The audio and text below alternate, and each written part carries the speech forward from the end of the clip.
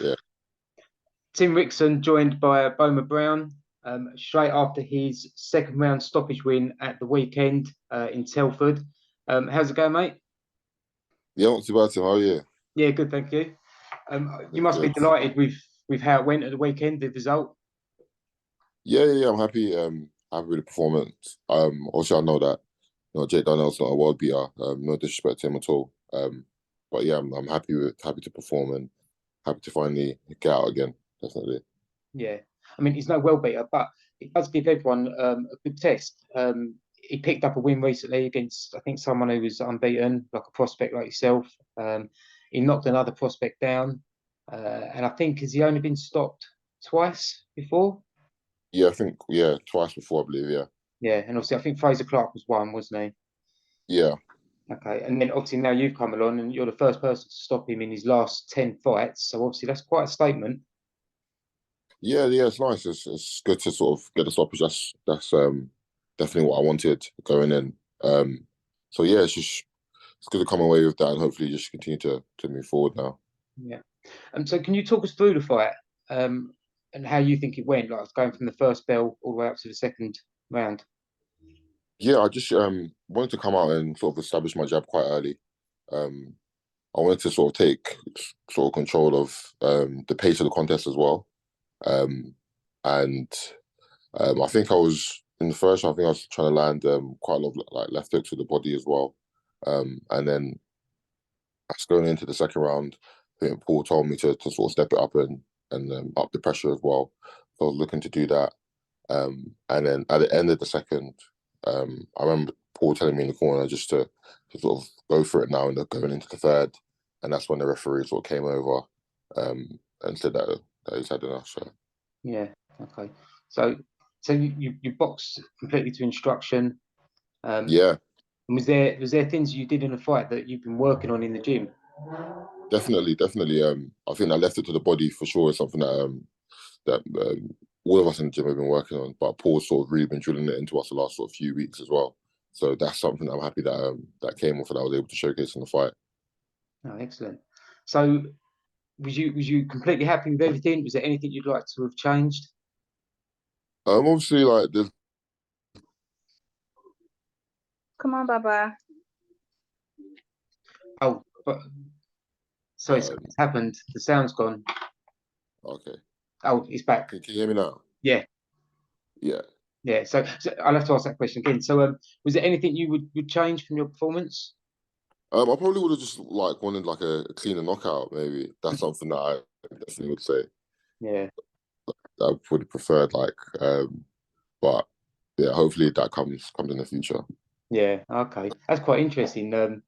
Obviously, you've got the stoppage, but it hasn't come, on the end of one of your punches. It's come like a delayed. I wonder, does that Yeah, make a difference? yeah, I think so. Yeah, so it just would have been nice. You know what I mean?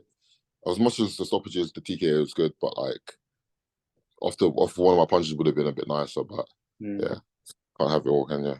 no, no, that's right. Um, so yeah, obviously the first show in November, your pro debut in London, was obviously a dinner show, so it's quite a different kind of feel. With this show, a big crowd, the TV cameras, did it all feel a little bit different to you? Yeah, a little bit to be fair. Yeah, a little bit. It was good though. Like I quite enjoyed that side of it. I quite enjoyed the fact that you obviously do your ring walk and whatnot, the music, like people in the crowd. It just felt a bit more. There was just a bit more about it. Do you know what I mean? Mm, A bit more of an atmosphere as well. So I feel like it's nice, and I could sort of. All of my family were there and friends were there. I could hear them and see them in the crowd and that. So that was nice. Like. excellent. And obviously back in the gym already, or got to get Yeah. I was back in the gym Monday. Just right? straight back to it. 'Cause at the end of the day, I only did 6 minutes of work there, so Yeah, it doesn't really make sense to have. Especially, I don't really think at this stage of my career it makes sense to have any time off. To be honest with you, just because there's so much more learning that I need to do. So having a week out of the gym, sitting around doing nothing, just makes no sense to me. no, okay. Okay, and talking about your gym, obviously I saw that they was pretty much all there to support you on the night. Yeah. And you said to me before about training with these guys. They're all bantams and feathers, so all a lot smaller. But you say that trying to keep up with them gives you a bit of an added fitness and dimension. Do you think that gives you a bit of an edge over the other heavyweights? Yeah, 100%, 100%. Because especially with Paul as well, Paul doesn't take it as like, you're a heavyweight, you shouldn't be throwing as many punches, or you shouldn't be, hitting the bag as fast. Like he sees it as we're on an equal sort of playing field. So it's hard, but it's good. So I do believe it gives me the edge just purely on the amount of punches that I have to throw on the bags, and obviously inspiring as well. When that translates, it's good. Yeah. Okay. And I was talking about being a heavyweight. It's a bit of a funny time at the moment because you've got the world level heavyweights, the world champions that everyone's really frustrated with at the moment because of the lack of fights and what people want to see isn't being delivered. But then obviously down at the sort of domestic level and at your level, prospects coming up, there's no end of exciting names coming through. So do you think it's a good time to be a heavyweight boxer? Yeah, definitely. There's loads of top fighters sort of in the mix. There's quite a few, obviously, prospects from Britain coming through as well. So over the next sort of 3, 4, sort of 5 years as well, you'll see quite a lot of us hopefully rise to the top, and I would like to be a part of that. So it's Yeah. good. Okay, and obviously you want to be a part of that, and obviously you're only 2 fights in, so you've got a long way to go. But how soon do you see yourself being sort of up in that sort of higher domestic level with the likes of Fabio Wardley and Fraser Clark? How soon do you think you can get there? Whenever sort of Paul decides to put me in there, like I'm easy. I just want to develop and continue to get better. And yeah, however long it takes, it might take 10 fights, might be less, who knows? But yeah, whenever. And look, those guys, those prospects who you're just only slightly under at the moment, who you'll probably be catching up really soon.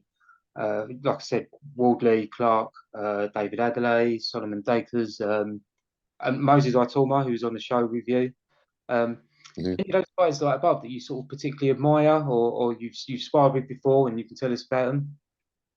I done a few rounds with Solomon a few weeks ago. He's good. They're all good fighters. Do you know what I mean? They're all top fighters, and I don't disrespect any fight. I'm just not going to be like that throughout the course of my career.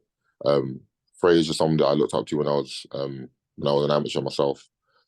So yeah, so all of those guys, I rated them. And at the end of the day, if you want to sort of go to the top in any sport, you have to fight against the best.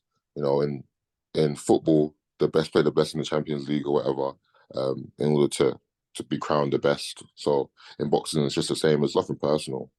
It's just if you want to get to the top, you have to fight these guys. So I don't mind. I'm ready to mix it with them in the right time. And do you still sort of keep in touch with Delicious Ori? Do you still spar with him at all?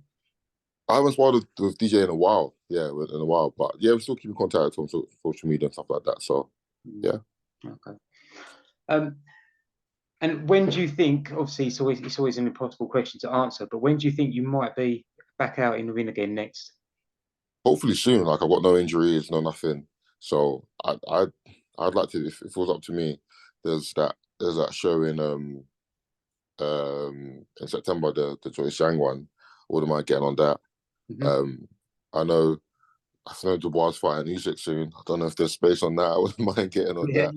still So road trip to I'm ready Poland. to go, man. Yeah, man, I'm ready to go. I'm ready to go. Like at 2 weeks time, 3 weeks time, whenever Frank's ready, I'm good to go.